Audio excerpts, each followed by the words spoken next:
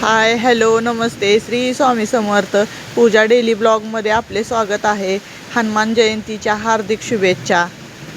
हा व्हिडिओ 2 दिवसाचा आहे बघा, कारण रात्री मी चुलीवर स्वयंपाक करत होती आणि शेवग्याच्या शेंगा काढलेल्या, कारण पोरं पण होती जेवायला, म्हणलं मिठाच्या शेवग्याच्या शेंगा करायचं त्यांना। मग लगेच आमच्या धीरांनी ट्रॅक्टर आणला, कारण काय बोरीचं झाड होतं पलीकडं उंबराच्या झाडापाशी, ती काढायचं होतं। मग त्या म्हणले पोरं येता जाता त्यांच्या पायात काटं टोचत होती, म्हणून लगेचच आम्ही ते बोरीचं झाड काढायला लावलं त्यांना। त्यांनी काढलं आणि मग लगेचच घरचाच ट्रॅक्टर होता, काय बाहेरचा नाही आहे, त्याच्यामुळं सगळी पोरं आम्ही सगळी बघत उभे होतो।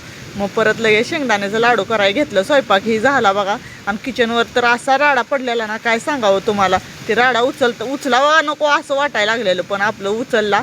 शेंगदाण्याचे लाडू वगैरे नुसतं वाटून घेतलं, आणि शेंगदाण्याचे लाडू जेवल्यानंतर 10 वाजता केलं, आणि भांडी सरकवली तिथंच, आणि तिथंच बसून लाडू करून घेतलं बघा। एवढे असे लाडू झाले। मग चला म्हणलं पटपट उरकून घ्यावं। त्या दिवशी शेंगदाणे भाजलेले, परवा दिवशी शेंगदाणे भाजले, काल ती वाटून घेतलं संध्याकाळी, आणि जेवल्यानंतर त्याचं लाडू केलं,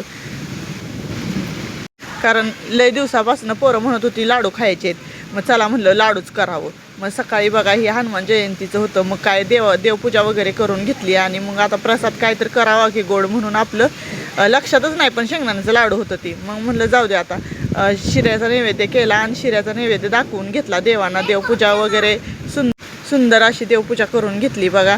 मग प्रसाद वगैरे दाखवला। परत दुपारच्या जेवणात रात्रीची भाकरी वगैरे लय शिल्लक होतं, काय करायचं आता, भाकरी तर टाकून द्यायला येत नाही, म्हणून गरम गरम जेवताना मला वाटतं 1:30 वाजलेला, त्यावेळेस जेवताना गरम गरम तुकडे केले, आणि दही पण होतं लावलेलं, ते दही आणि तुकडे खाल्ले।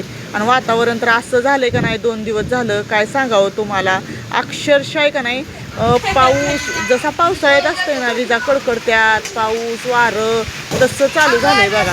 काय लयच अवघड झालंय बघा। या आंब्यांचं तर द्राक्षांचं तर लय नासाडी चालू झाली। आता काय करायचं बघा। हे बघा, ही आत्ताच आहे। आज दिवसभर इतकं आभाळ होतं, थोडंसं पडलं ऊन, पण काय उपयोग नाही, त्या उन्हाला ऊन म्हणतच नाहीत, असलं झालं। असं गरमी होत होती, फॅन लावा कूलर लावा काही उपयोग नव्हता, इतकं गरम होत होतं। मग परत संध्याकाळपासून असलं सुरू झालं बघा, 5 वाजल्यापासून। मग हे वातावरण, असलं वातावरण आहे का नाही, खरंच बघा, हे कसलं विजा वारं, असं नको नको वाटायला लागलंय घरात। आणि दारा पुढं तर त्या कैऱ्यांचा सडा आहे, इतक्या कैऱ्या पडायला लागल्यात का नाही, छोट्या छोट्या छोट्या लय छोट्या छोट्या कैऱ्या आहेत त्या।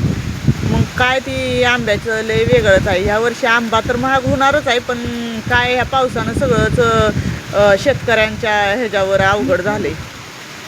मधनंच मग काय केलं माहिती आहे का, पोराला म्हणजे शाळेत नेते ती पोरांना, छोट्या 2, आणि त्यांना मग शिकवायला, पोरींनी शिकवायला घेतलं, तरी पोरानं एक 0 रेषा अशा वडत होता। मग म्हणलं चला आपलं काहीतरी तिथनं आल्यानंतर थोडंफार घेतलं पाहिजे की घरात, त्याशिवाय पोरांचं पण हे होत नाही। चला मैत्रिणींनो, भेटूया उद्याच्या ब्लॉगमध्ये। श्री स्वामी समर्थ। धन्यवाद।